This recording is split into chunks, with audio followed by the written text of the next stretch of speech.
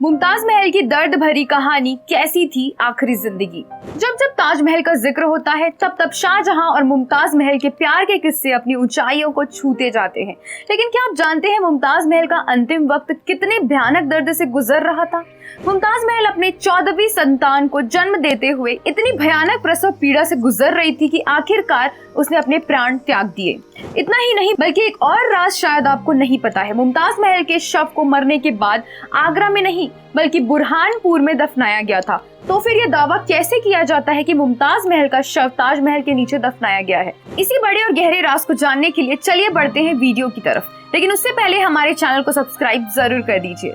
मुमताज महल शाहजहां की चौथी बीवी थी और शादी के बाद मुमताज महल और शाहजहां की 14 संतानें हुई, जिनमें 8 लड़के और 6 लड़कियां थी। मुमताज महल की मौत उस समय हुई जब वह अपनी 14वीं संतान को जन्म दे रही थी।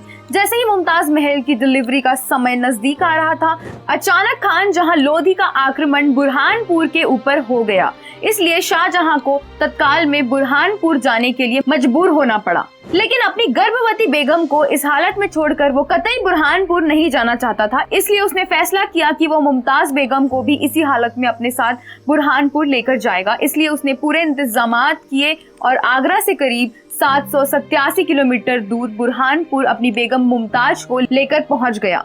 इतना लंबा सफर करने के कारण मुमताज बेगम की प्रसव पीड़ा और ज्यादा बढ़ गई, जिसके कारण उसे बहुत ज्यादा तकलीफ हो रही थी।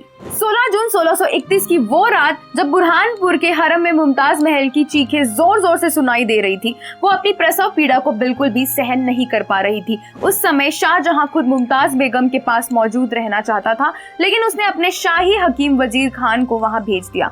हकीम के साथ साथ कुछ दाइयां भी मुमताज बेगम के पास मौजूद थी। मुमताज बेगम लगातार बीते 2 दिन से प्रसव पीड़ा के कारण जोर जोर से चिल्ला रही थी, लेकिन आखिरकार 16 जून 1631 की बात मुमताज बेगम ने एक बेटी को जन्म दिया, जिसका नाम गौहर आरा रखा गया। बेटी को जन्म देने के बाद मुमताज इतनी बुरी तरह से थक गई थी कि उसने अपनी आंखें मूंद ली थी। इससे पहले भी 13 बार डिलीवरी होने से उसका शरीर बहुत कमजोर हो चुका था, इसलिए 14वीं डिलीवरी का दर्द वो बिल्कुल भी सहन नहीं कर पा रही थी। मुमताज ने अपनी 13वीं बेटी जहां आरा को तुरंत शाहजहां को बुलाने के लिए भेजा।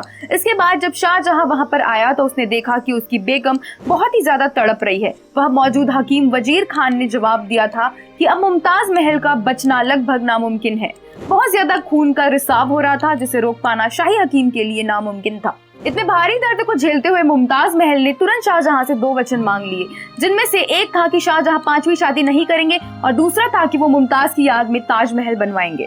जिसके बाद आखिरकार 30 घंटे का दर्द सहन करते हुए मुमताज महल ने आखिरी सांसें ली और वो इस दुनिया को अलविदा कहकर चली गई। मुमताज महल के जाते ही पूरे महल में शोक का वातावरण फैल गया और महल में मौजूद सभी लोग रोने लगे। खुद शाहजहां भी अपनी बेगम के शोक में फूट फूट कर रोने लगा। जिसके बाद 17 जून 1631 के दिन मुमताज महल की डेड बॉडी को बुरहानपुर में ही ताप्ती नदी के किनारे जैनाबाग में अस्थायी रूप से दफन कर दिया गया। इसके बाद मुमताज को दिया वचन पूरा करने के लिए तुरंत आगरा में ताजमहल का निर्माण शुरू कर दिया गया। मुमताज महल के मरने के 12 साल बाद उसके शव को पुरानी जगह से निकालकर आगरा के ताजमहल के नीचे दफन कर दिया गया और इस तरह से शाहजहां और मुमताज महल की प्यार की कहानी अमर हो गई। ध्यान रहे कि ये वीडियो हमने इंटरनेट पर ली गई जानकारी के आधार पर बनाया है। तो दोस्तों, कैसी लगी आपको ये कहानी? इस अमर प्रेम के ऊपर अपने विचार कमेंट बॉक्स में जरूर लिखिए। इसके साथ ही इस वीडियो को लाइक करिए और जितना ज्यादा हो सके शेयर करिए। हमारे फेसबुक पेज को लाइक और फॉलो जरूर करें। धन्यवाद।